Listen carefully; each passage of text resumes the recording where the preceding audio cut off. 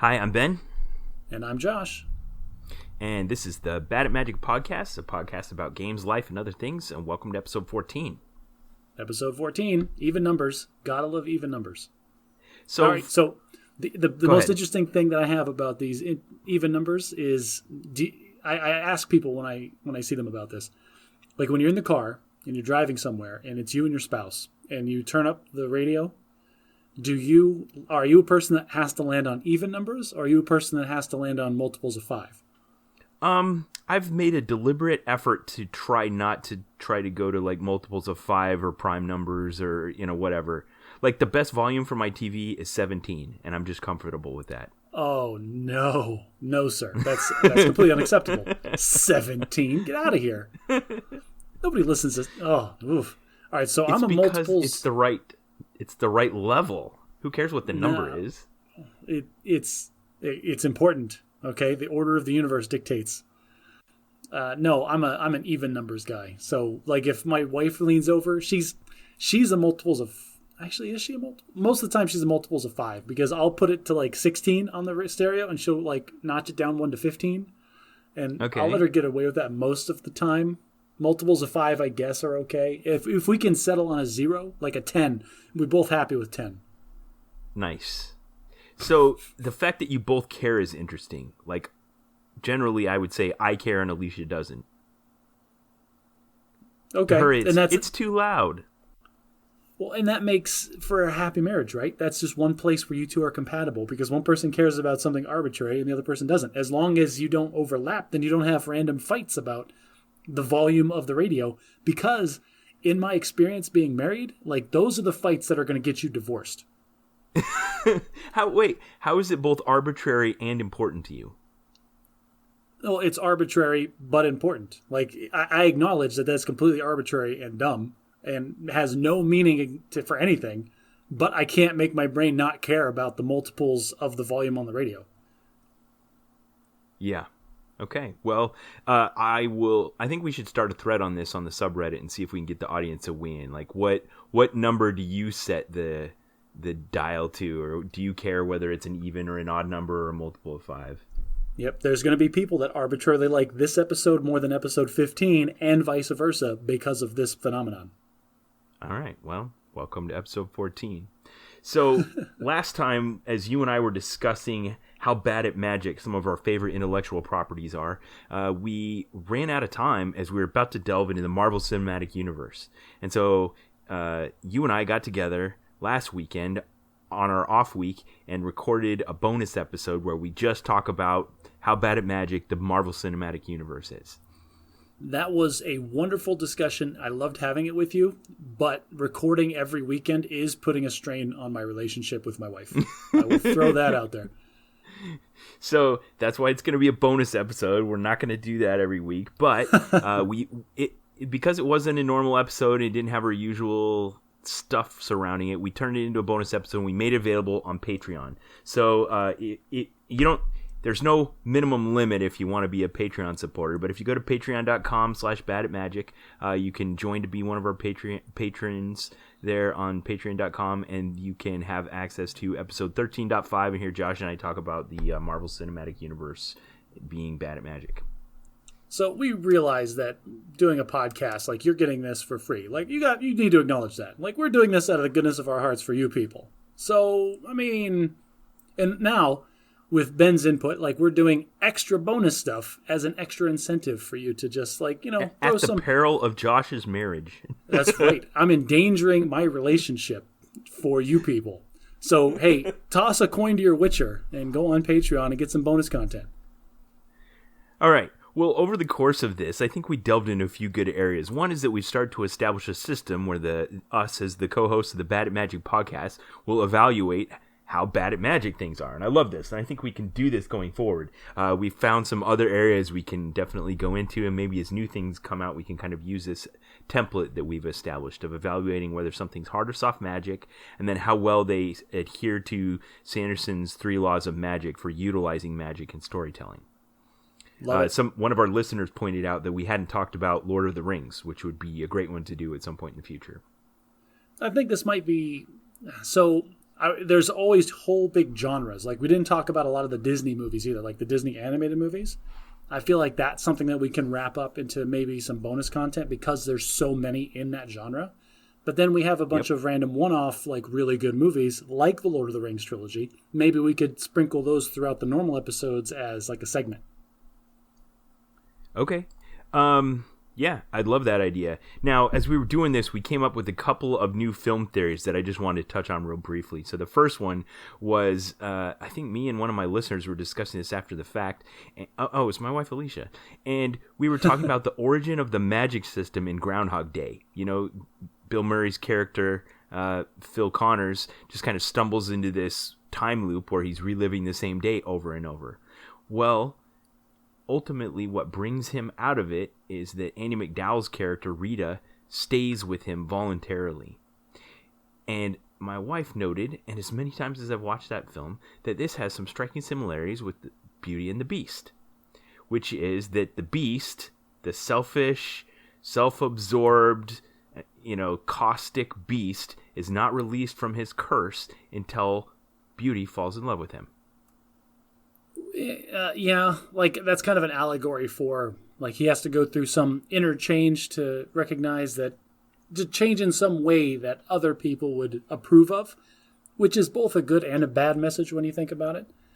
But at the same time, like that's kind of a long-running trope in a lot of stories is that like the antagonist or even the protagonist is their own worst enemy.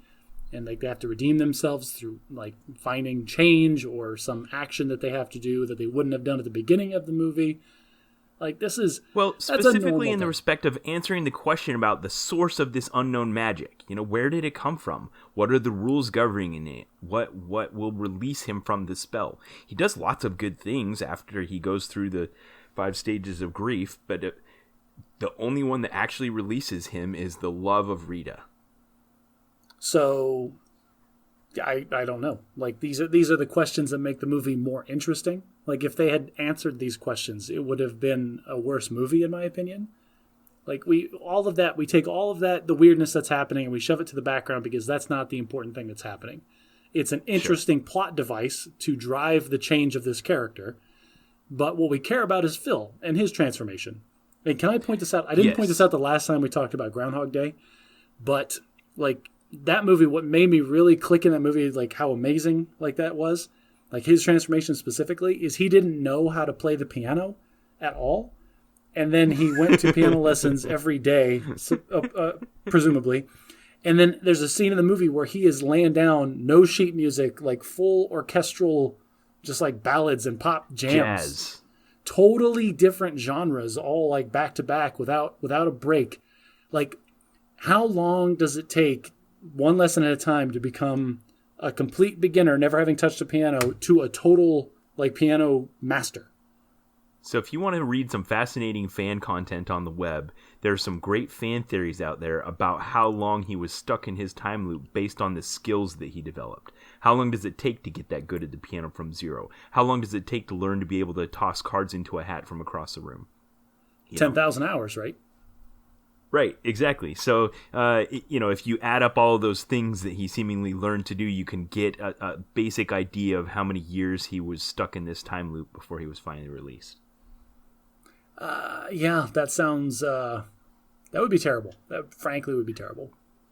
But to sum up my little theory, a new lens through which to look at the story of Groundhog Day is a modern allegory of a modern retelling of the story of Beauty and the Beast. Oh, everybody loves that movie. From the position of the Beast rather than from that of Beauty. I'm gonna hijack whatever you're gonna say next, and we're gonna bring it right back to the Beauty and the Beast that everyone knows and loves, which is the Disney cartoon. Good, because our listeners want to hear your theory about why Gaston is not the bad guy. This is an important point that I need to make here. Okay. What I am putting forth as my argument, the baseline of my argument, is not that Gaston is a good guy, not that Gaston isn't a narcissistic jerk. Okay. What I'm saying is that he is not the villain of this movie. He is not the antagonist. He's kind of a bad person, but he is not the bad guy in the movie. Okay, so to make that assertion, we have to say then what constitutes the villain? What actually gives someone that title?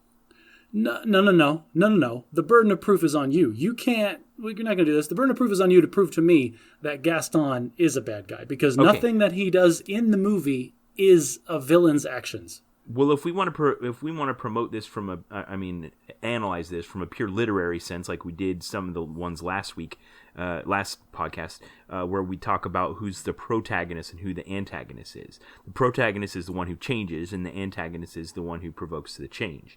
And in the case of Beauty and the Beast, the protagonist is, of course, Beast, and the antagonist, I guess, is Belle. So Anton's just kind of like, he's just background noise. Gaston, Anton. Sorry. Who are you saying, Anton? Get out of here, Italian dude. No, all right. So, but like I understand what you're saying. That like, yes, the story is about Belle and Beast and the transformation that Beast goes through. That's the story. But Disney movies are made for kids, and kids need to have a bad guy, so you can have this big action sequence in the third act, so that climaxes at a point where the kids and everybody knows that everything is resolved and it's a happy ending. Because otherwise, like, the movie just kind of would have ended when Belle and Beast hugged at one point, and like maybe like had a little smooch, and then he turned it back into the prince, and then the movie just is over. So that kind of peters out. It's funny because you just described the climax of Groundhog Day. Yeah, you see, like that's it. Like the plot just kind of ends and it's over. Yeah. But Gaston, like, all right, so we're talking about a French village in like the mid to late 1800s. Will you give me that one? And we have Belle, who is the clear outsider of the whole village. Like, the entire opening number is about how weird she is and how she doesn't fit in with anybody else. She doesn't fit in. Yeah. She can read. She lives up in a house on a hill outside of the village with her father, where constant explosions can be heard. No, she looks down on everybody. Hang on a second. Constant explosions are heard in this house, right? She is like one snarky comment away from being burned at the stake for being a witch.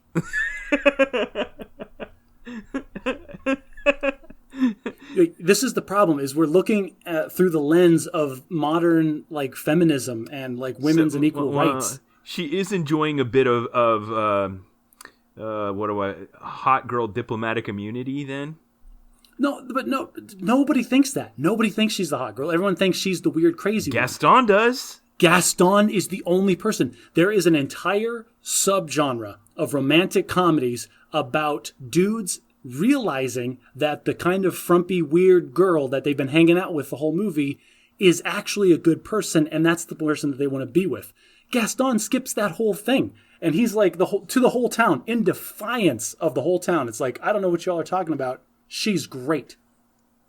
Wow. Points to Gaston there, right? Everybody else just thinks she's weird, and he's like, no, she's the best. Towards the end of the movie, the father comes back and like, you have to help me. Belle is trapped in a castle with the beast, and I have this mirror, this magic mirror to prove it. The whole town should have burned him at the stake, and Gaston said, no, hang on a second. We're going to rally.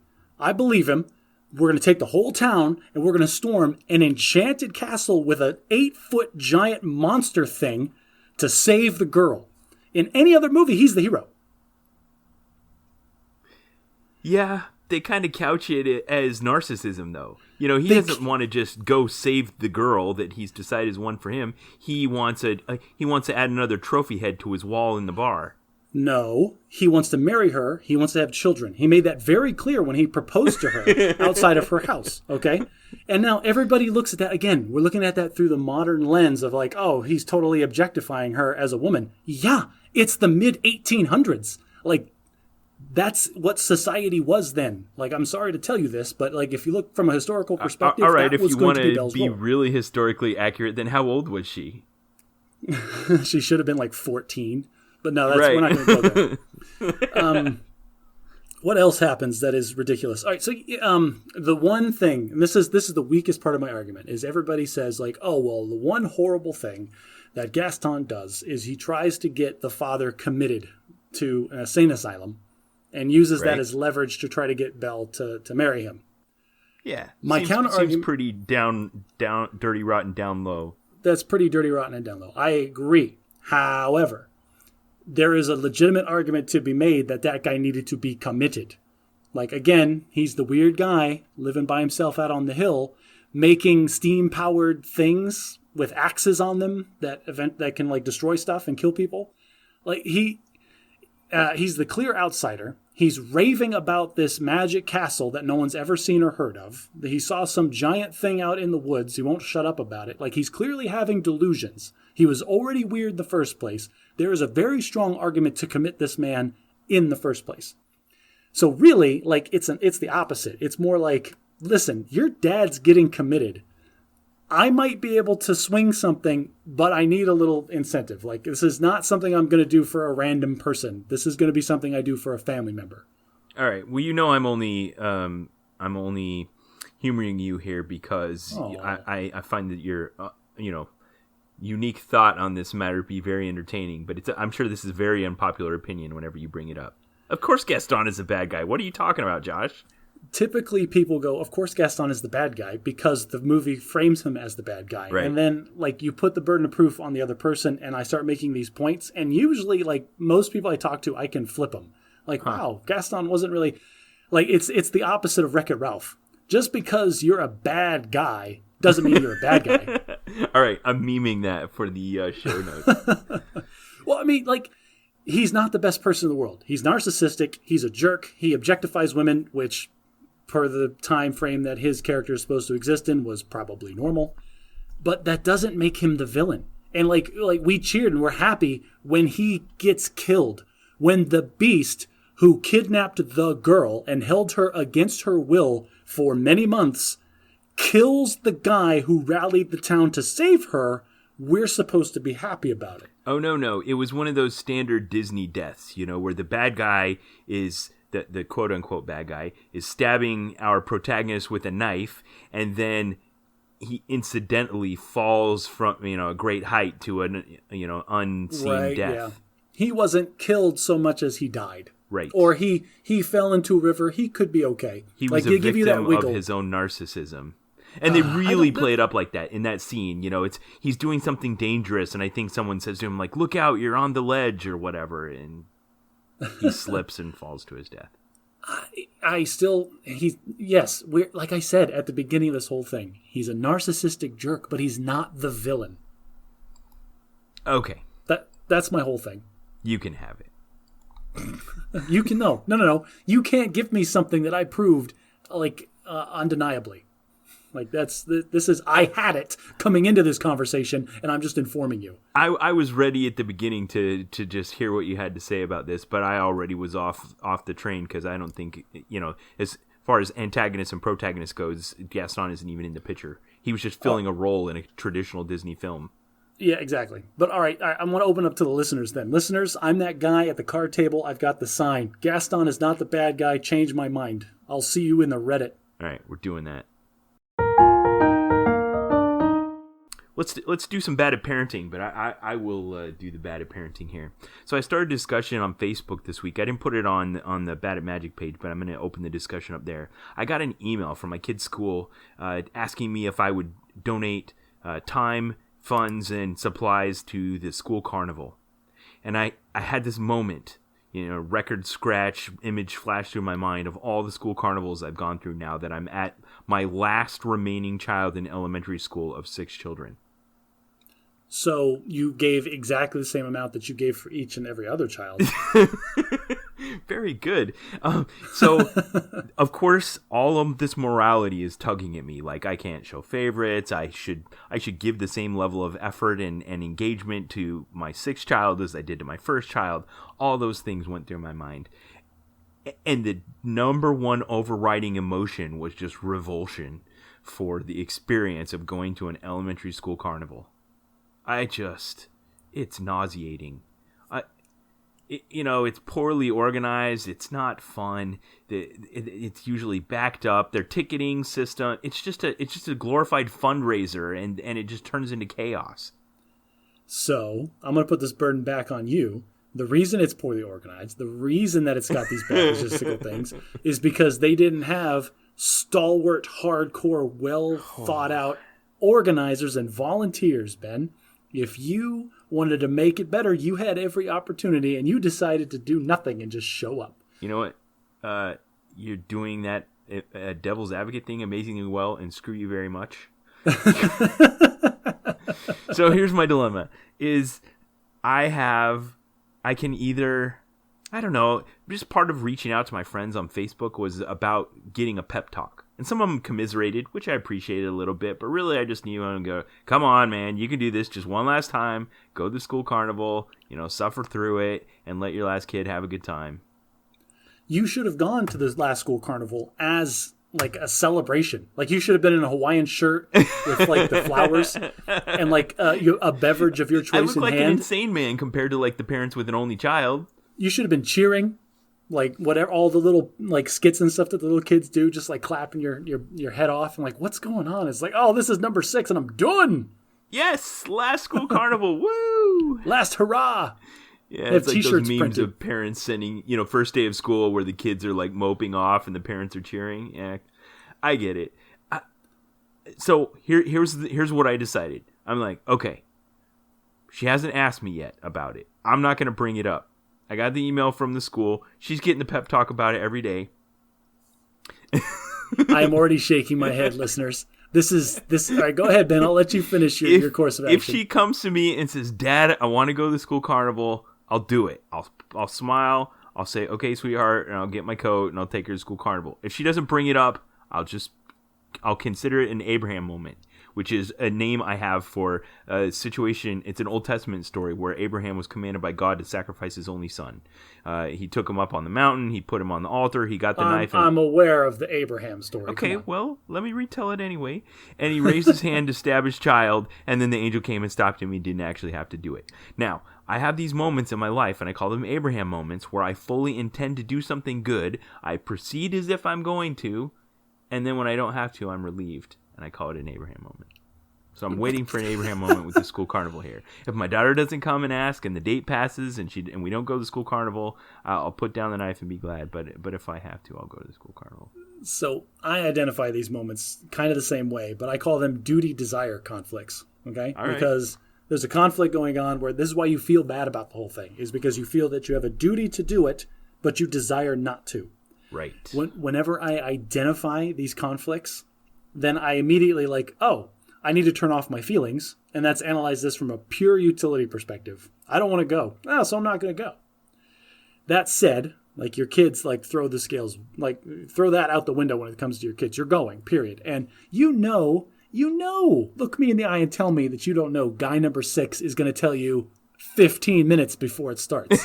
Oh, you're so right. That's exactly what's going to happen. Dad, there's a carnival tonight. I need to go. Tonight, right now. Yeah. Cancel all your plans. No, you need to get out ahead of this as a parent. That's your job, man. You got to be the responsible one. That's first of all. Now, second, I'm going to stop being devil's advocate and I'm going to go on your side for a second. Okay. Okay. I need this.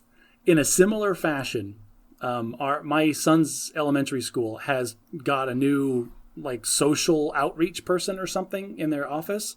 And I swear to you, I must get 4 or 5 mass automated text messages from the elementary school every day about everything. What? All the inane, stupid stuff like, tomorrow's a half day, remember. And we're looking for volunteers to make the teacher's lunch. And then there's going to be the fundraiser next week. And it's just stop. Roll all that stuff up and send me a weekly email. that I can delete or set a rule to automatically go to my spam folder. But when we're talking about elementary school fundraisers, I feel like this school is hitting us, the parents, up for money way more than my school did. Maybe I just didn't see it. Yeah. Listeners, if you're older, please. It's like reverse hazing. Yeah. Chime in, because I feel like I'm getting hit up at least twice a week for money from the school. Is this like an actual socioeconomic outcome of the baby boom generation? Like when we were kids, we were like this numerous generation, and the average number of children per family was like 3.6, and now that it's starting approaching 2, maybe the tides have turned and or tables have turned, and there's an actual problem that you're seeing the side effects of. That would only make sense if the schools were funded per capita instead of just with flat budgets, in which case the flat budget was super high because of the baby boomer generation. So having fewer kids should lead to smaller class sizes with higher per capita funding. That doesn't seem to be what's happening. Okay. But that's me. That's the accountant talking. I give our users a lot of credit, and I don't think there's anyone out there that thinks I don't love my last child. But just as evidence that I do, my wife came to me last night and says, "Your daughter joined the running club. She needs a new pair of running shoes." I said, "Great." And I threw her in the car, and her and I went shoe shopping for about the same amount of time it would take to go to the school carnival. I tried to get her to buy a pair of Nike Air Max 95s. Unfortunately, she wasn't having it. Grown. Those are not running shoes. Okay, keep going.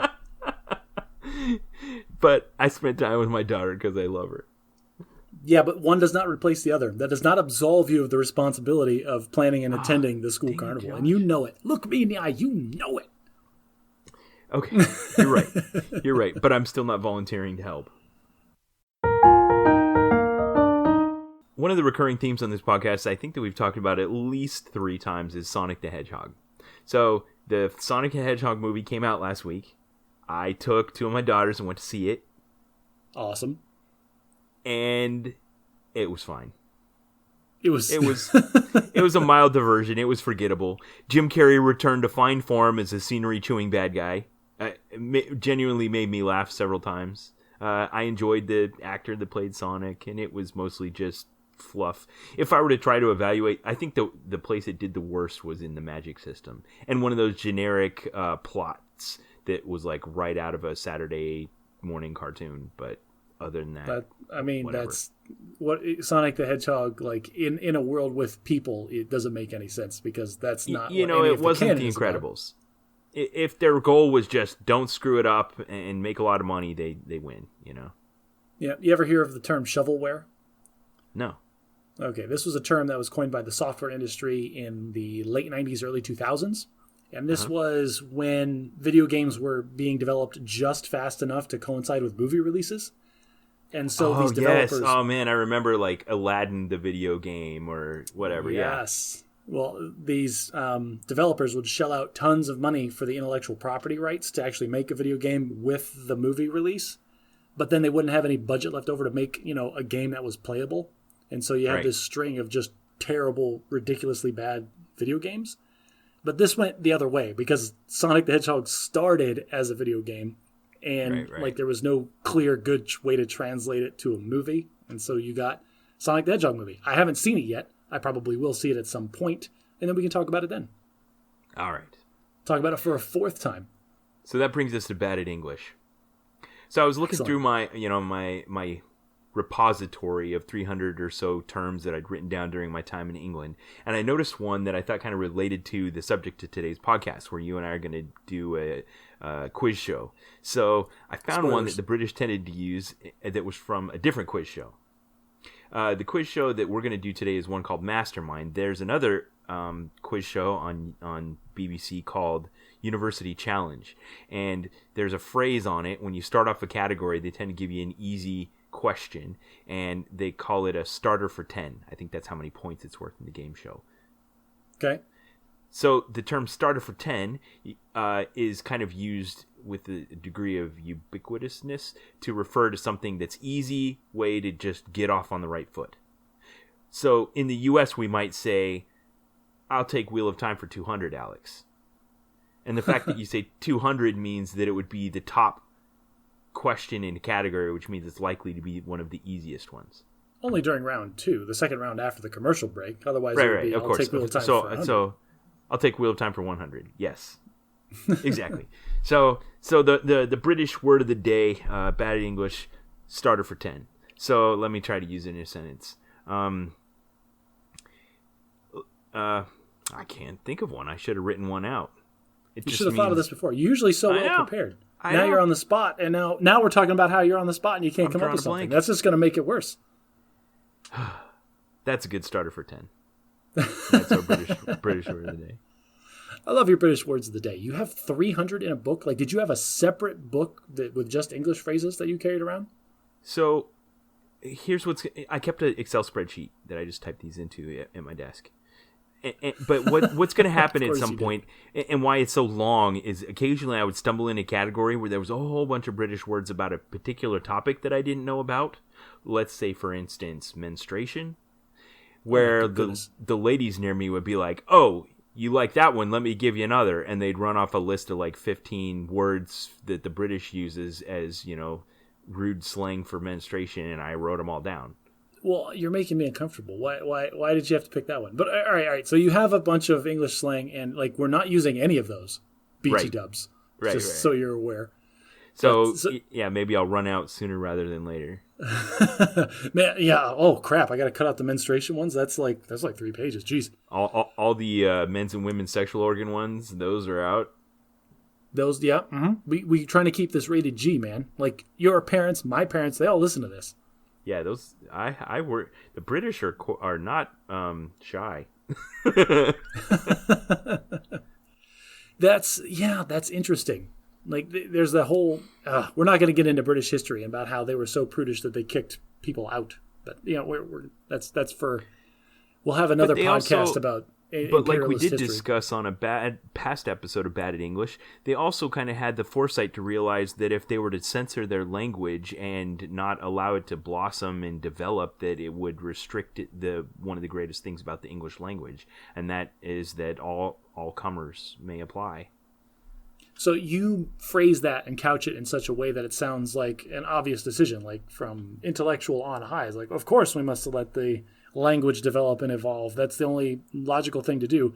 At the same time, people are still having that same argument today with American English and emojis and acronyms and like the kind of slang that we're hearing in the top 40 like hip hop songs. Sure.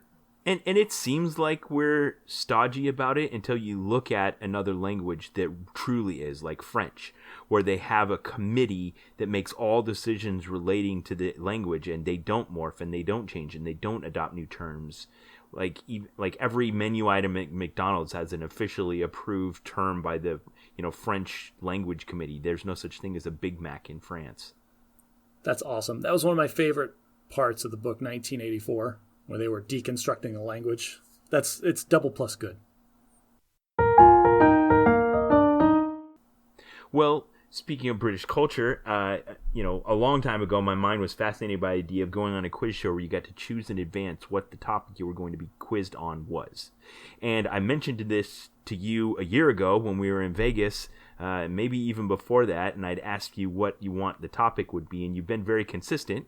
And so today, welcome to the Bad at Magic Mastermind edition, where you and I will be conducting a quiz show where we will quiz each other on the topics of our choice. So you go ahead and tell what your topic you chose was. So before we even get into like the mechanics of what is going to happen, we just need to have a frank discussion about our preparedness, because this is one of the few times where you and I had to prepare in a vacuum, because whatever feedback we would give each other would give us clues and insight into the quizzes or the questions that we were going to get. And so, like, I'm a little worried that it's going to be asymmetrical. Like, I'm a little worried that I'm going to ask you stuff that, like, any, like, 8-year-old Sunday school kid is going to be able to answer. And at the same time, you're going to be coming at me with, like, proper nouns and specific dates in this chapter of, like, the 9th book or something. So, or vice versa. Who knows? So I guess you're right. I guess there's... Is that such a disaster, though, if it comes out like that and it's kind of asymmetrical? Is this just a dumpster fire of a Bad at Magic episode, or are we just proving that we're bad at magic? It's a disaster if the asymmetry goes against me.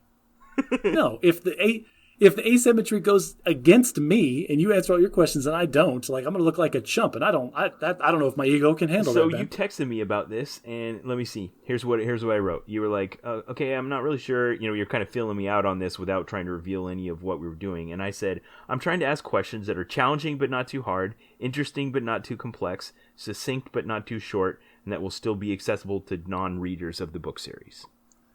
So all of those fancy government buzzwords just mean you're going to ask me questions. That's what that boiled down to. There's only one way to find out, since we haven't seen each other's question lists. And we transition right into the mechanics of how this is going to work. So, nice segue. Go ahead. Let's establish some ground rules. But before we start, I got to tell you, my wife has read the entire series, so I had her help me make the questions. Like, you didn't have the benefit of having a Mormon in the room. I don't know if you could have asked your sister-in-law or something, but... That is another thing that I wanted to bring up, because I found myself researching topics for questions to ask you, and I realized, like, I had to stop halfway through, and I'm like, Ben just totally tricked me into reading, like, half of the Book of Mormon. Alicia did know about this, but I had to do a lot of reading myself. Like, you had asked me to read some of these books, and I'd read like 2 or 3 of them, and I burned out and stopped. But I didn't hate them. Anyway, so you have chosen The Wheel of Time epic fantasy series by Robert Jordan, and I have chosen Doctrines of the Church of Jesus Christ of Latter-day Saints.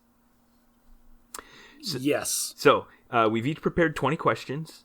Oh, what I was going to say is, as Alicia was helping me prepare the questions, she was on the wiki that we were looking at. It's like a Robert Jordan wiki. It has like 6,000 articles on it or something like that. And she goes, have you looked at this list of trending articles? She's like, I think we're the ones making these articles trend.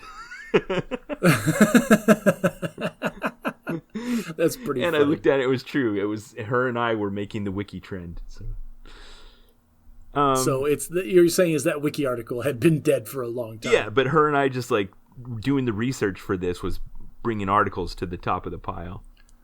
That's really cool. Now, on the flip side of that, if I start getting banner ads in all of my browsers for LDS functions, like I'm coming at you, bro. Okay, here's the real litmus test. If the missionaries knock on your door. Oh, if I'm waiting for that day. Come on, like, be nice to know them. How my son is one of those missionaries right now. I will be so nice to them that they will think that I'm going to lock them in the basement and peel their skin off. Like that's my goal. You don't have a basement. Did I? No, I think I've told the story about the only other Mormon missionaries that I interacted with in a church setting. So we'll talk about that. We got to get on with the Okay. With the game So show. here's the rules. So we got 20 questions. We'll do alternating 5 apiece. Most points at the end wins. Now, if you don't know anything about the Church of Jesus Christ of Latter-day Saints and you haven't read the book yet, spoiler alert, you're going to find out some stuff. Same as Wheel of Time series. There's going to be some spoilers. So if you haven't read the Book of Mormon yet and you don't want spoilers, go read the book first and then come back and listen to the That's podcast. right. Well said, Josh. I couldn't have said it better myself. Okay. What I suggest you and I do, so that I don't have to edit it in, is we'll pause after the question has been asked, even if we know the answer, just to give the listeners a chance to participate. I think you should edit in like a cool little sound, like a Jeopardy music between every single question, because then this podcast might come out 3 weeks from now. I kind of want to, but just give it a 3 count, would you? No problem. Even if you know the answer. Okay. Okay. So here we go. Who's going first? Should we rock, paper, scissors? Of course we got to rock, paper, scissors. This is the Bad and Magic podcast. Sir, it is rock, paper, scissors, shoot. Okay. Okay. You throw on the shoot. Okay. All right. Rock, paper, scissors, shoot. Can you see mine? Rock. Oh, and I threw scissors. Okay. So you get to choose. So I'm going to ask you questions first. Okay. All right. Let me pull up my. All right. So I have a smattering of questions. I pulled from a lot of different sources. I have a lot of different kinds of questions because I didn't want to just have a bunch of of a specific kind of question in case you're really bad at it. And I also have sources cited for all of my answers. So if they're wrong, I have the source and I'm just going to send it to you in an email because I'm not going to argue with you about it. Same. Okay. Are you ready? Yep, do it. I have no idea if these are hard or easy because I know almost nothing about the doctrine of the Church of Jesus Christ of Latter-day Saints, but here we go. This one is actually kind of multiple choice. Which one of the following people was not one of Lehi's sons? Jacob, Joseph, Sam, or Jerem? Okay, I'm giving our listeners a chance to answer. The answer is Jerem. Nice. The answer is Jerem. Yeah, ones like that don't need to be multiple choice. You could ask me to name Lehi's sons, and I can name all of Lehi's sons. Oof. Well, I will do that then. Okay. I will adjust my questions. All right, you ready for the next one? I was born of goodly parents. My father was a prophet. I was commanded to build a boat and was laughed at by my brothers. Who am I? Sorry. I'll give our listeners a chance to answer. You're chastising me, and you're the one that's going to stop. The answer is Nephi. Nephi. That is correct. We should have like a sound effect. A ding, ding, ding. Okay. And this one's multiple choice, but I'm not going to give you the choices. Okay. Mr. I needed to be harder.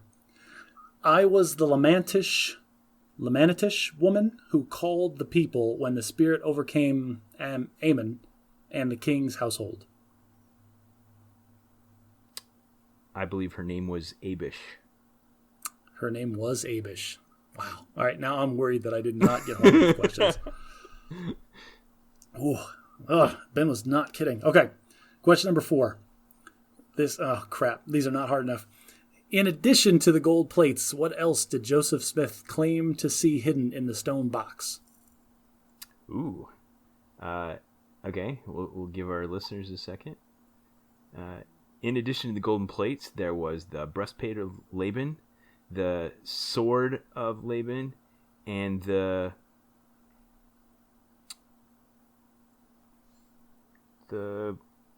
Leahona.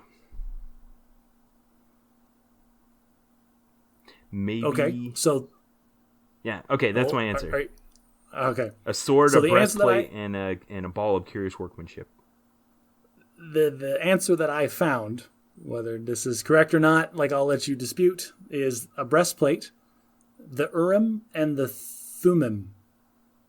No, you got me there. I don't get the points for this one. I should have said Urim and Thummim. Okay. Those were mystical artifacts that allowed him to translate the plates. Yes. Is what I gathered from my reading. Okay. So that was my first miss question. Ooh, nice. I thought that was going to be too easy. Okay. Question number 5, last question for the first round. How old was Mormon when he took charge of the Neophyte armies? 15. He was in his 16th year, sir, when he took over the Neophyte armies. That means he's 15. In his 16th year? Yeah, that's just fancy English for 15. Oh, is it? Yeah. Is that fancy British English? Because, no, I don't know British English. In his 16th year means... Oh, he wasn't 16 years old yet. It was his... there's some exclusive math question here, but I'll give it to you. That's a gray area. Okay, you're right. I'm 4 for 5 this round. Okay, all right. So transitioning out of Book of Mormon and early church history of the Mormon Church. I'm legitimately nervous over here about this because I have no idea where you're coming from. So mine are grouped. So these first 5 are kind of like about the books and the author more than the content. I will probably fail these questions. Well, please go ahead. Here you go. Robert Jordan, writer of the epic fantasy The Wheel of Time, wrote the series under a pseudonym. What was his real name?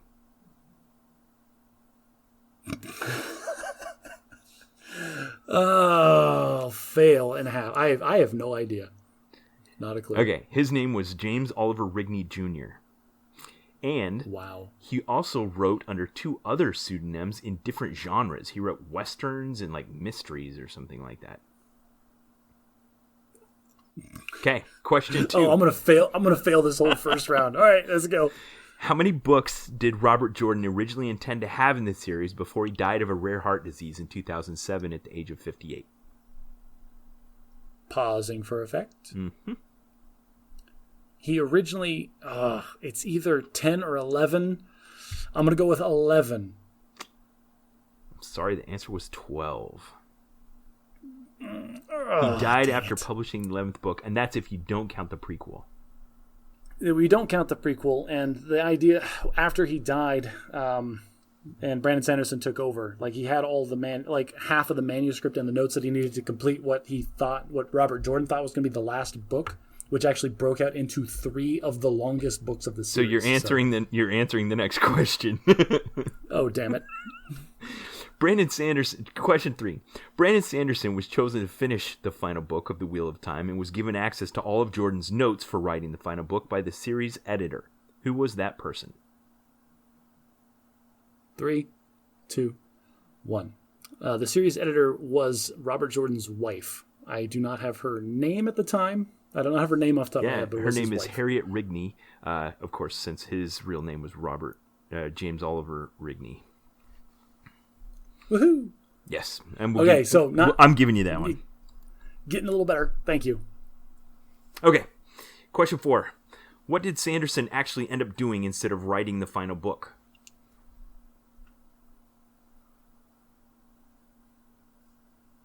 Oh, that was the pause. I wasn't thinking or flabbergasted for a second. That was the pause for other people to answer. No, he broke the last book into 3 books. He even said in an interview that the manuscript and the notes that Robert Jordan had it was super long. There was a lot that needed to be tied up, and it had good 3 clear breaking transition points that he broke into 3 books. That's the part that's weird to me, because when I started reading about this and found out that that Jordan, intended to basically conclude the series on a 12th book, that what you just said doesn't jive with the fact that, when Sanderson took over to write that 12th book, he had enough to write 3 more books. This is actually one of the, if you start reading about, if you read the books, first of all, multiple times, the first time through, it's a roller coaster and it's great. But like the second, third, and fourth readings, you realize that, and a lot of people will complain about in forums and online, that there is a lot of plot inertia in the later books. Like really they point at like books 8, 9, and 10, where, I mean, like the books are still good, but not a lot really changes or happens. Like the plot doesn't progress a whole lot in those books. And this is why when they turned over the books to Brandon Sanderson, like one of the things that was really difficult for him, in my opinion, was he had all of these loose ends that he needed to tie up succinctly, but in a satisfying way. And I think he nailed it. Okay. And another thing that I realized is when I looked at the relative length of the books, they kind of average around 300,000 words. And Sanderson wrote 3 additional books of 300,000 words each. So, there was a lot of material left. There was a lot. And I'll tell you, like anybody that's read the series, you ask them, like the last 3 books, they go at like a breakneck pace to try to get everything finished up. Yeah, Alicia mentioned that. She says, when Sanderson took over, the first thing he did was kind of do away with the inertia you were talking about, where he just tied up some loose ends, closed some plot threads, and moved things along.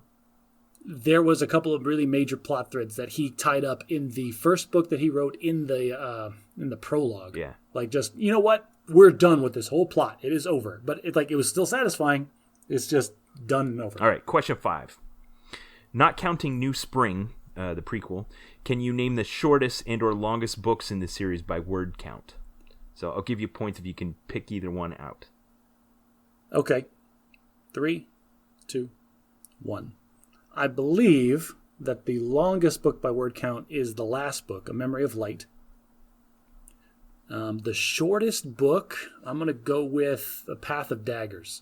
All right, you get full points because you got the shortest. The longest is Lord of Chaos at a staggering 389,000 words. 38% longer than Path of Daggers.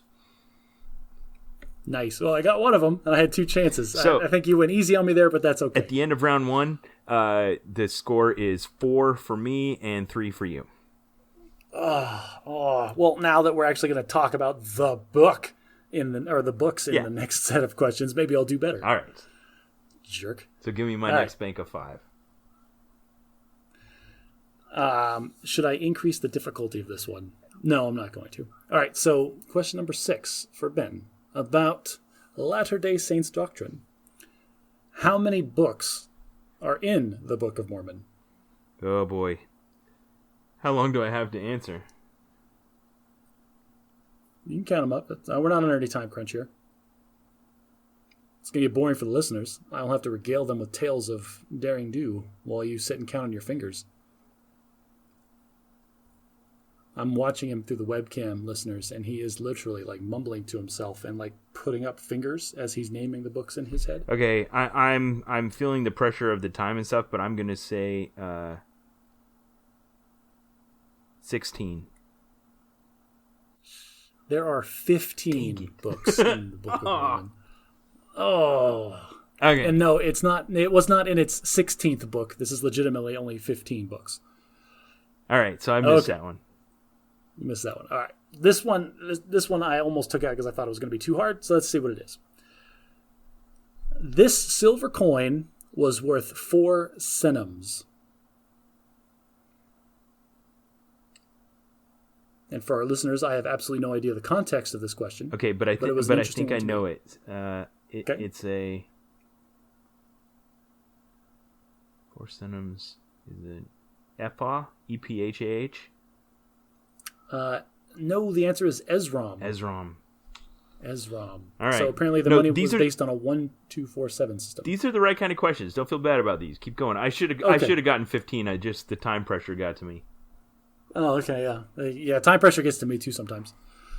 You can ask people about that. All right, moving on. Who was the grandson of King Zeniff, who also became king of his people? Ooh, I don't know this one, so I'm going to give a wild guess that's probably a pretty good educated guess and say Pahoran. I have no idea how good that guess is, but the answer is Limhi. Limhi? Limhi. It's in Mosaic 11:1 if you want to look it up later. No, I'm sure you're right. I'm 0 for 3 this round. Keep going. Sorry. It's all right. I should have gotten the number of books in the Book of Mormon. I shouldn't feel bad either. This is Mastermind, and you called your own. Yeah, I did. You named you called the weapon you wanted to be killed with. So here it goes.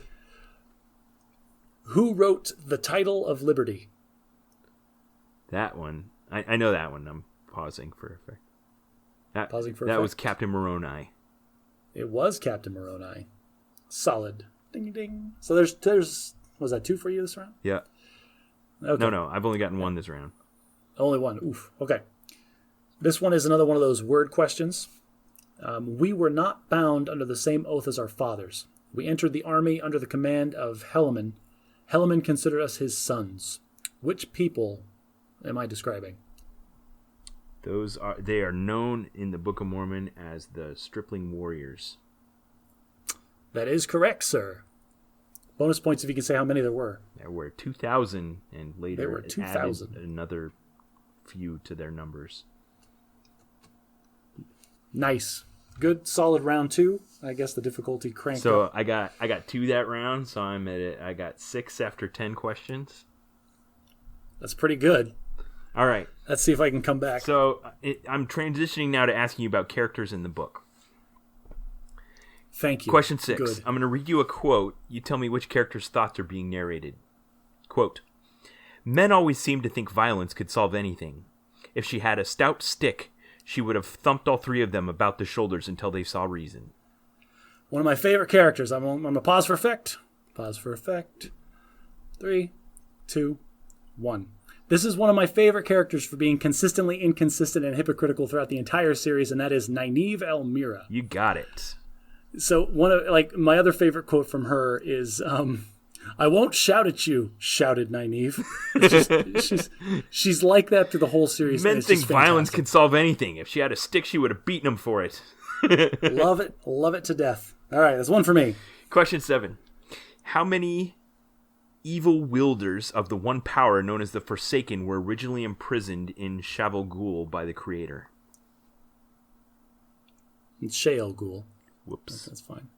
No, it's a pronunciation thing. And I only know that because I listen to the audiobooks.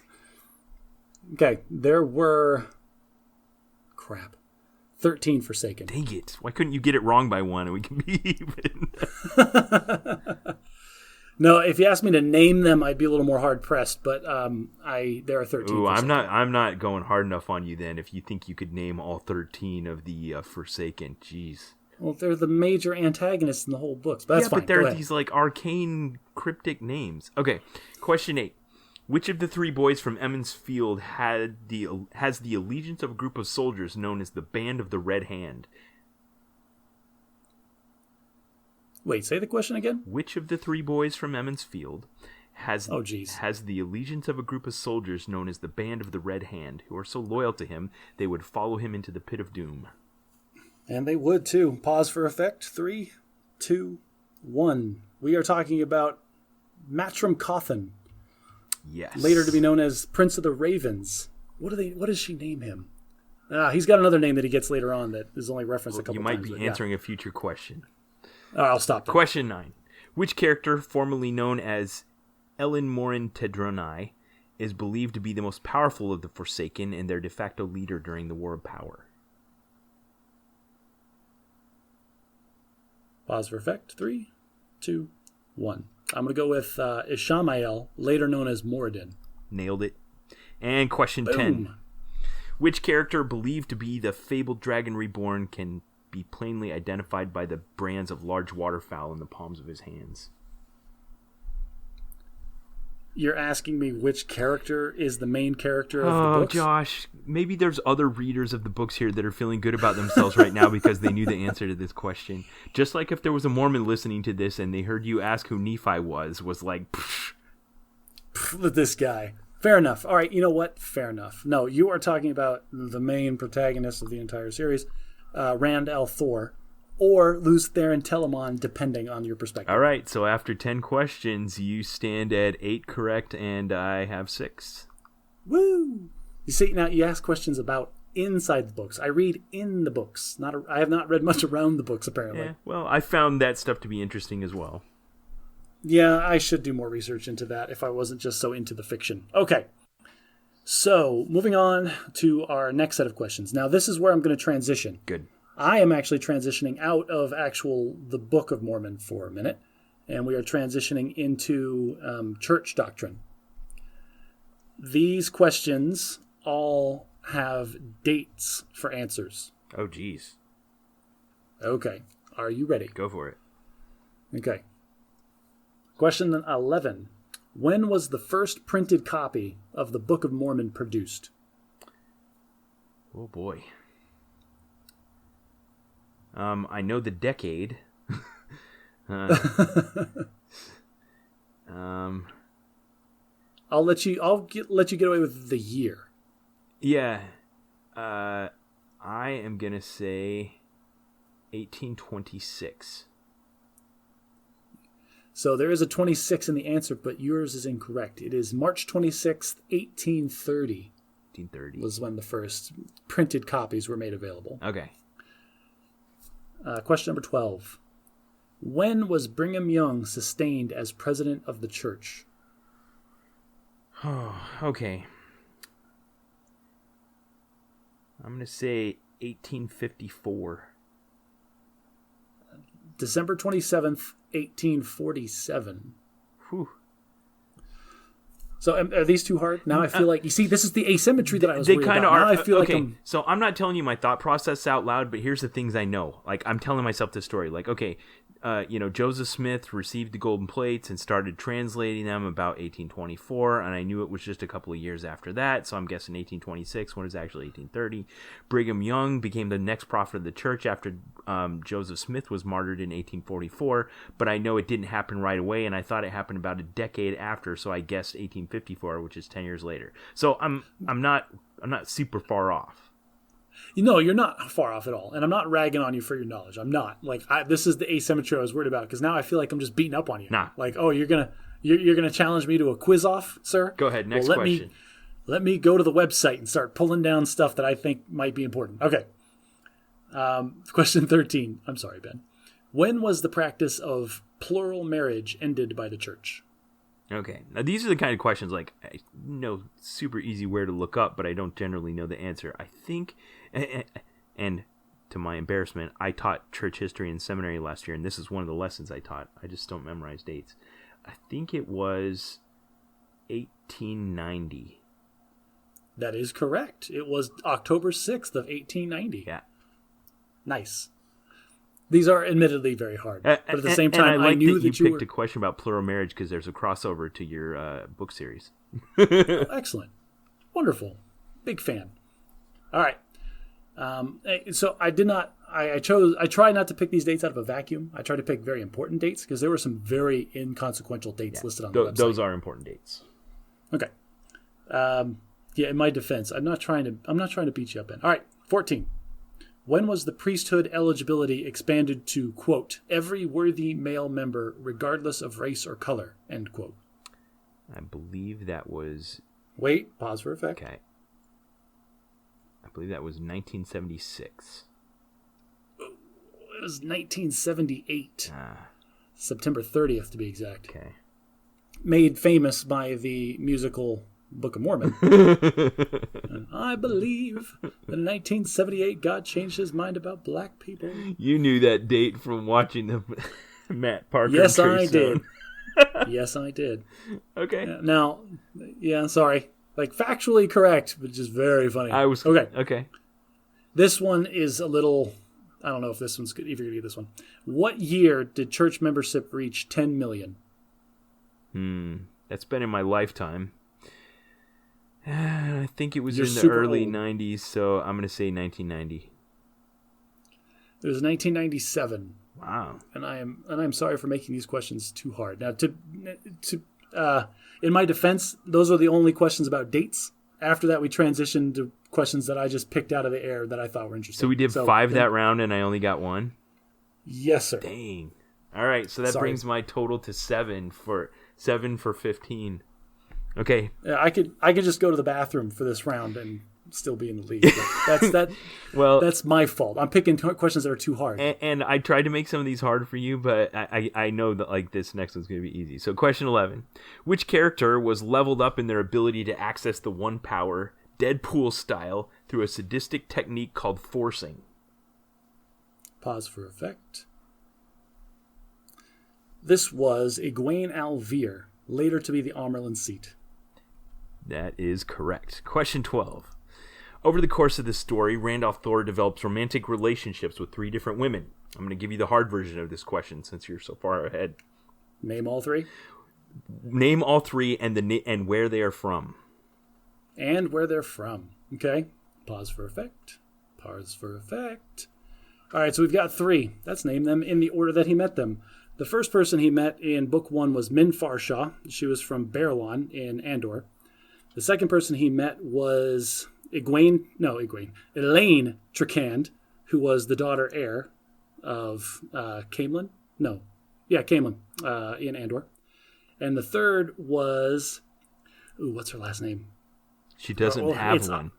She doesn't have one, right? So it's Avienda of the Tardad. Oh no, the 9 Valleys Sept of the Tardad Aiel. That's who it is. Yeah. full marks. And I'm looking at the rest of my questions and I'm like, I did not make this hard enough. All right, question 13. Oh, wait. What was his solution to the fact that he fell in love with 3 different women? It wasn't really his solution. He, throughout the books, was trying to push them away to keep them safe because he thought he was destined to die. Spoiler alert, everybody. But really, those 3 agreed amongst each other that they were all going to enter into like a plural, like a, what do they call that? Like, not an open relationship, but like a multiple.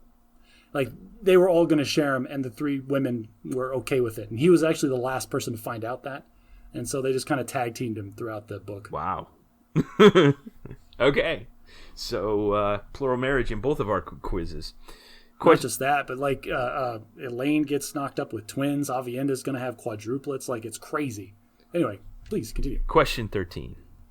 And I'm going to pronounce this wrong, but Moraine Damodred was once... That's actually pretty good. ...was once thrown into a pond by a man she suspected to be a dark friend and had attempted to sneak up on. What was that man's name, and what did his relationship to Moraine become? Pausing for effect. So they mention that in the main book series, and they actually describe the scene in the prequel, The New Spring, and that is Lan Mandragoran, who was the uncrowned king of Malkir, later to become her warder for many, many years. Correct. Question 14. When Perrin Ibera becomes a wolf brother, he's given a new name by the wolf pack. What is that name? Pausing for effect. So, Perrin is one of my favorite characters, again. He's one of the main characters, so he's probably everybody's favorite. But his ability to talk to wolves, and wolves don't talk like we do, so they don't recognize human names. They have names that are big and elaborate. The name they give him is Young Bull, and it's kind of a joke, like when they give it to him. But they call him Young Bull. And question 15. Time being represented by a giant 7-spoked wheel, the turning of this wheel and the events of each age generate the great pattern, a predefined plan which defines the past, present, and future. Which of the 7 ages are the events of the book series set in? Wow. Oh man, Ben. Like, this is literally in the first paragraph of the first chapter of every one of the books. Oh, is it? See, yeah. That's the kind of thing I don't know because I haven't read them. Because you haven't read the books, right? But like, if you had read the first page of book 1, you would know that all the books open with, as the wheel of time turns, ages come and pass.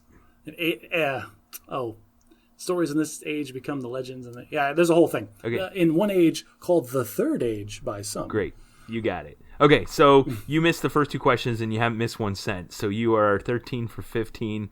Go ahead and we'll do the last set, and you can put me out of my misery. Oh, geez, Ben, I'm so sorry. Like, I legitimately feel bad. Are these bad questions I'm asking you? Like, I didn't realize they were going to be so elementary. Yeah, they're pretty elementary. Like, honestly, I was worried you were going to be asking about, like, tertiary or, No, like, I didn't really want to do small that. characters. I didn't want to ask questions that were like, pick some obscure character that you might not remember. You probably should have gone a little harder because I have a very good memory. I've read these books like 5 times, and you're asking questions about the main characters. All right. Sorry. Not to mention, like, that, like the last one, like, they literally mention that in every book. All right, sorry. Moving on. So these are the last 5 questions. These are questions that I pulled, like, I spent way too long on the LDS website, which makes available all this information. And shame on you for tricking me into researching so hard about LDS doctrine. This was not not a research project, not an underhanded attempt to get me to convert. I understand. I know. I'm making a joke. Like, listeners, legitimately, Ben and I have been doing this little dance back and forth for decades now. Like, he knows, I know, we're good. Okay, question 16. This is probably my favorite question. What are the pieces of the whole armor? Ooh.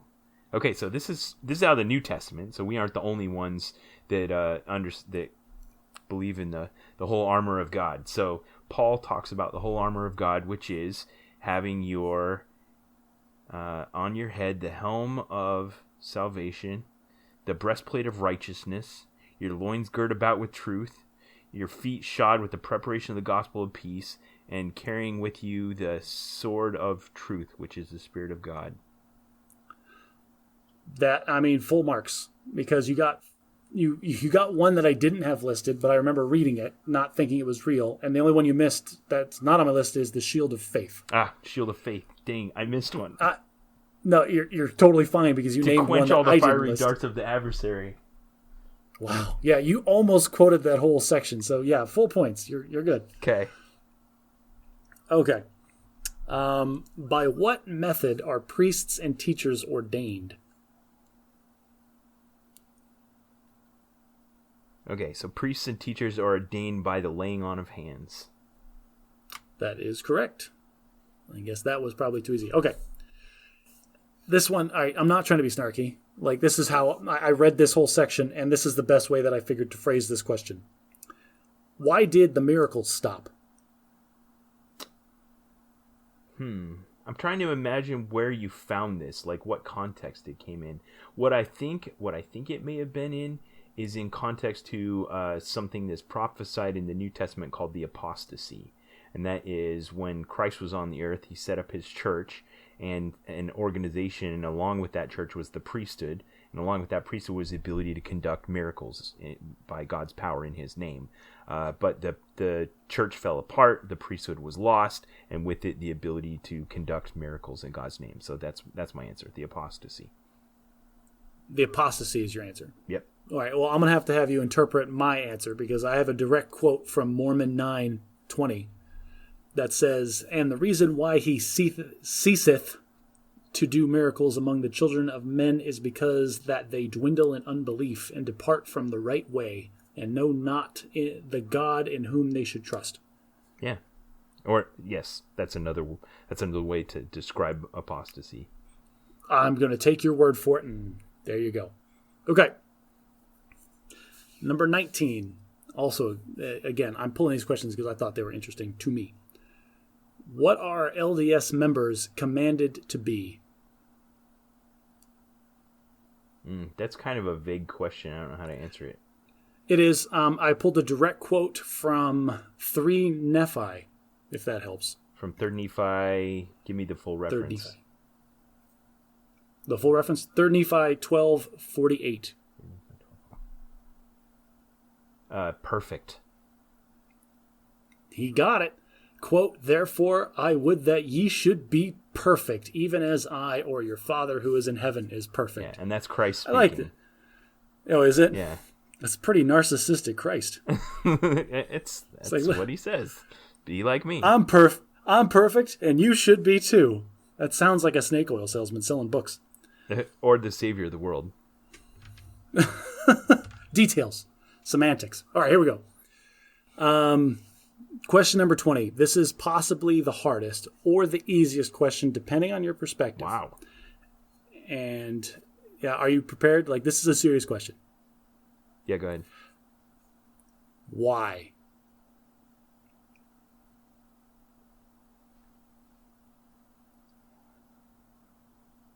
Silence.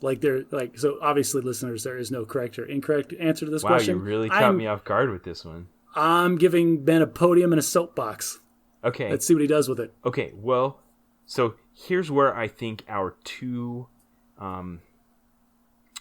quizzes are intertwined.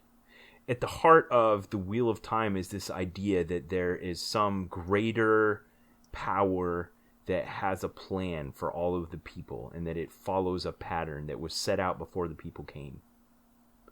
And I don't think that story that gets told in the Wheel of Time and in the Matrix trilogy and in, the man with the hero with 1,000 faces gets retold so many times just because it's appealing to the human DNA.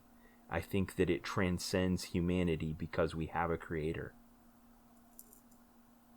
That's good. I like that. So. Judges score. I'm seeing, okay, we got 2 out of 3, so we're going to give you that one. All right. All right, well, let's put me out of my misery here. Oh, you'd asked about transmitting the priesthood. I think it's timely that you asked that because my second son's preparing to serve his full-time mission in South America. He leaves in about 5 weeks, and he just received the priesthood that he'll need to go on that, and I gave it to him by the laying on of hands. And I have a piece of paper that documents my priesthood line of authority to give that to him, since we believe in giving the priesthood by the laying on of hands. So I can trace my priesthood authority back in 14 steps to Christ himself. I can name every person on the list to Jesus Christ, and then I transmitted that authority to my son. And so his line of authority is just mine plus 1. The N+1 iteration. Yeah, that's cool. Yeah. That should have been question 20. Name the 14 people back to Christ that gave you your authority as a priest. But we're not going to do that right now. Okay, so question 16 for you. The children of light are so zealous in their search to root out dark friends that they are indiscriminate in their accusations of allegiance to the Dark One. What event do these white cloaks blame on the Aes Sedai that is the source of the tension between the two groups? Pausing for effect. 3, 2, 1. So the Children of Light rightly blame the breaking of the world on the Aes Sedai, even though technically it was only the male Aes Sedai that did it all. But they still blame the female Aes Sedai, which are all the Aes Sedai now are female in the present of the books. That's correct. Question 17. In order to become an Aes Sedai and gain access to one power, you must make the 3 oaths using the Oath Rod. What is the unintended consequence of using the Oath Rod? Now, you see, this is a good question. It's a major plot point for the later books, but it is still a good question. A little more nuanced, a little more detailed. So, the Oath Rod, basically, when you channel the one power into it and then swear an oath on the Oath Rod, it binds you to that oath, which makes it like into your bones. Like, you cannot break your word, whatever you swore on the Oath Rod. The Aes Sedai famously swear 3 oaths on the Oath Rod, and as a consequence, they get this ageless face, like that you can't tell how old or young that they are, but it also like halves their lifespan. That is the answer. Can I go into depth on that? Because it's awesome. Yeah, because I was reading into this and I found out there's also another consequence of it because they thought they just wanted to say what the 3 oaths are. So the 3 oaths are that the Aes Sedai will never speak a word that is not true, so they cannot outright lie. They will never create a weapon for one man to kill another. So they won't, like, they could imbue the one power into weapons and make them amazing, but they don't. Or they could use weapons that someone else made. Okay. And then the third one is that they will not use the one power as a weapon, except in defense of their life against dark friends, shadow spawn, or in the defense of their warder or other sisters. Were you reading that from somewhere? No. Why? Well, that's probably how I sounded when I was reciting the armor of God. All right, so there you go. What I find fascinating about this is if you read into the context of some of the books, all the Forsaken were alive in the Age of Legends when all this crap was made, and the Aes Sedai currently have no idea what any of this was actually originally for. And it sounds like the Oath Rod that they hold in such high esteem was actually a punishment that they made criminals swear that they would never do the thing that they did again on the Oath Rods. Like Jim Carrey on Liar Liar. Yeah, exactly. Like if you convicted a murderer or a thief, and you're like, all right, well, this is the third time we caught you. You get to swear on the oath rod. It cuts your life in half, and we can guarantee that you will never steal again. Wow. One thing I found fascinating about it is this idea that what they were doing is kind of the source of their power also was such a negative thing, not just that it cut their life in half, but that it's useful to be able to make weapons and lie. Well, and I want to point this out, that the oath rod didn't actually give them their power. The oath rod was a rite of passage to have the title of Aes Sedai. There were other people, lots of other people in the books that could channel the one power that did not have swearing the oath rod. And that's why we have some of the male channelers created weapons later in the series. We had Aiel Wilders that were doing random things. All right, so sorry, I'm getting too into the weeds. All right, cool stuff there. I'm glad I stumbled into an interesting area. Question 18. Which of the 14 nations of the Westlands has a marriage custom which allows for an instant marriage if both parties describe each other as their spouse in front of witnesses? Nice. I like this question. 3, 2, 1. So this is the Shan-Chan, which is actually one of the nations that's on the far side of the ocean that they came back to invade, but they're not really invading. They're coming home. It doesn't matter. So it's the Shan-Chan, and for nobility, one of their customs is that since the two nobles might be separated by hundreds of miles, then as long as one of them says 3 times before witnesses, this person is my spouse. Like, he is my husband, he is my husband, he is my husband. Boom. The other person has a year and a day to say the same thing about the other person in front of witnesses. Doesn't even have to be the same witnesses. If they say, she is my wife, she is my wife, she is my wife, 3 times, they're legally married. Yeah. I thought that was kind of fun, so I included that. It's a major plot point for a relationship in the book, which is, it creates this great tension, which is crazy. But it isn't one-sided. They both have to do it. They both have to do it. And this is what the tension is. Like, spoilers, everybody. One of the characters says it unwittingly, doesn't realize what he's saying, and says it 3 times. And then, like a book and a half later, you find out what the custom actually is. And now he's got kind of this axe hanging over his head that if the woman says it again, then he's married. Boom, done. You mean it doesn't have to be all at once? Like if you just say it 3 times in front of witnesses at some point in your life? No, well, so you have to say it like 3 times in a row, right now in front of witnesses, and then the other party has a year and a day to reciprocate. Okay. I like the idea better than just at any point in your life, because there was we used to play like house as kids and be like, "You're my wife." Yeah. That makes me wonder if I have like a secret wife out there somewhere that I don't know I'm married to. You've got servants following you around, sir. That's 2. All right, question 19. Following the schism, the Aes Sedai were divided into 7 Aja named after their colors. Which Aja is known for devoting themselves to questions of philosophy and truth? 3, 2, 1. So the white Aja is all about logic and truth. Let's see. There's the blue Aja, which is they go after causes. Am I spoiling? No. Go ahead and show off and see if you can name all 7/8. Okay, there's white, blue, 7/8. Oh, 8. Red, which their whole objective is to track down male channelers, which would go crazy and die. Later on to change, but that doesn't matter. Green, which is the battle Aja, to stand ready for the last battle. There's the brown, which wants to preserve history and knowledge.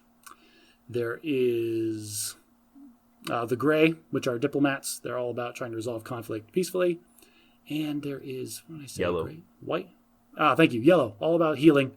They're all about trying to heal the wounds and sicknesses in the world. And then there's the alleged 8th Aja, which is the black Aja. Yes, the Dimir Guild. The Dimir Guild. Yes, these are the people, the Aes Sedai, that are secretly also Dark Friends working for the other side, but they live their lives as Aes Sedai trying to blend in normally. And there's way more of them than there should be. Sweet. How did the green Aja get around the second oath? So the second oath says you won't use the power as a weapon except against Shadow Spawn or Dark Friends. They don't make weapons. They just don't. They use it directly as a weapon. Okay. So they go to battlefields against Shadow Spawn and just start hurling fire at them. Got it. All right, and question 20. This one I thought was kind of fun. It might lead into a discussion we can use to wrap up here. There's evidence in the books to suggest that the mythology of the Wheel of Time encompasses a past or future Earth, as in our planet. If the books are set in the Third Age, what age are we in now? 3, 2, 1. So there's a lot of speculation that we are in the Second Age, which would be known as the Age of Legends, because they have a lot of allegories that sustain, that talk about like stuff that we have. And there's a couple of scenes in some of the early books that they flash back all the way to the Age of Legends. Like they clearly had cell phones, they clearly had airplanes, they clearly had cars. Like they had a lot of things that we take for granted. They had indoor plumbing. That was another one. One interesting that I always liked is they talk about, there's one reference in one book where somebody mentions like, oh, one of the Forsaken said that back in the day, anybody could use this thing that requires the one power, but they just used what was known as the standing flows, which sounds an awful lot like electricity. Like even people that don't know how to make this stuff work can make it work by plugging it into the wall. So there. Is that enough of an explanation? Yeah, some of the evidence I'd seen suggested that the age you're talking about is the first age, not the second. Before the, well, so they never reference, like, they call it the Age of Legends. They never say if it's the second or the first right. or the fourth or the fifth. Yeah, that's it. That they think the age. So I'm not going to give you that one. So yeah, screw you. Oh, face. There's some fun, if you want to look through, there's quotes from a lot of the books I found on this wiki I was looking at of things where they describe future or past events that sound like, the moon landing or a Mercedes-Benz logo or Queen Elizabeth or fun things like that. So it's clever. He did a good job of sprinkling references to things that exist in the real world today. Okay, so your final score is 17 of 20. Josh, you definitely, if you ever go on Mastermind, you need to tell them the Wheel of Time. I need to read up on the stuff surrounding the Wheel of Time, obviously. But yeah, I told you. I've read those books way too many times. Nailed it, man. How many, were you keeping my total? I lost track. No, it was confirmed that you lost hard. I stopped listening. I'll make a score sheet in the show notes. Listen. This is more of a function of I just had no frame of reference for what was going to be hard and what was going to be easy. Yeah, Alicia was kind of pushing me to make them a little bit harder, but I wanted them to just, I thought they brought out a good discussion.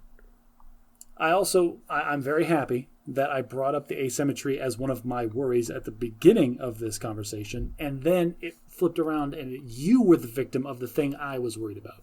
Yeah, it's okay, man. All right. So, that concludes Bad at Magic Mastermind Edition. Maybe we'll revisit something similar at some point in the future. I'd be interested to hear from our audience, if you want to go on our Facebook or our Reddit. And what topic would you say if you were going to be a guest on Mastermind and have to be asked questions about something you know a lot about? Speaking of interaction with...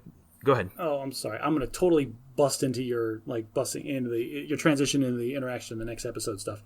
I think maybe we should revisit this topic on a future date, but instead of us trying to work in a vacuum of something we don't know about but the other person does, we should pick something we both know about and then ask each other questions about that.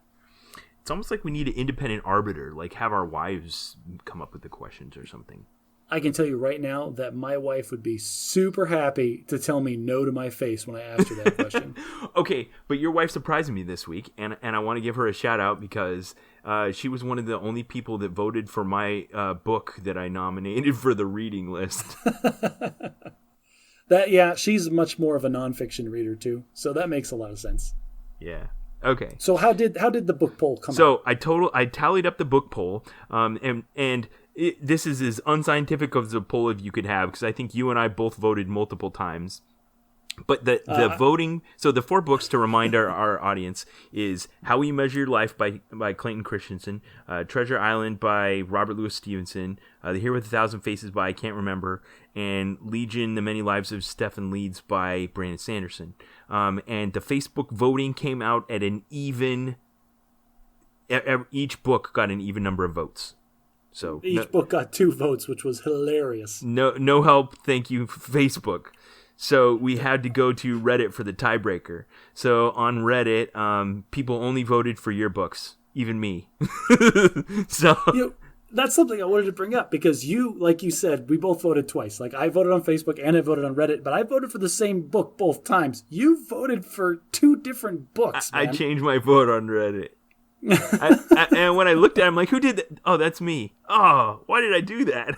It wouldn't have changed the outcome, though. The winner is Legion, The Many Lives of Stefan Leeds, with 38% of the vote. So I'll put that up, and that now I know how to spend my Audible credit this next month. So apologies to everybody that isn't a big fan of the book reviews. My only consolation to you is that this book is really good. It's very interesting. It is unlike any book I've ever read, and it's only 10 hours long. And even that, it's broken up into 3 like little vignettes, so you can easily digest like one of these stories over the course of a long afternoon's worth of chores. Yeah. Okay. And that's kind of our teaser for next time. So next time, Josh and I'll be doing the usual just bad English and talking about whatever happened during the week, and then we'll be doing a book review of Legion, The Many Lives of Stefan Leeds by Brandon Sanderson. So if you'd like to give that one a listen, great. If someone from Audible's out there and you want to sponsor the podcast. We talk about a lot of books here. Yeah. And I think that's it.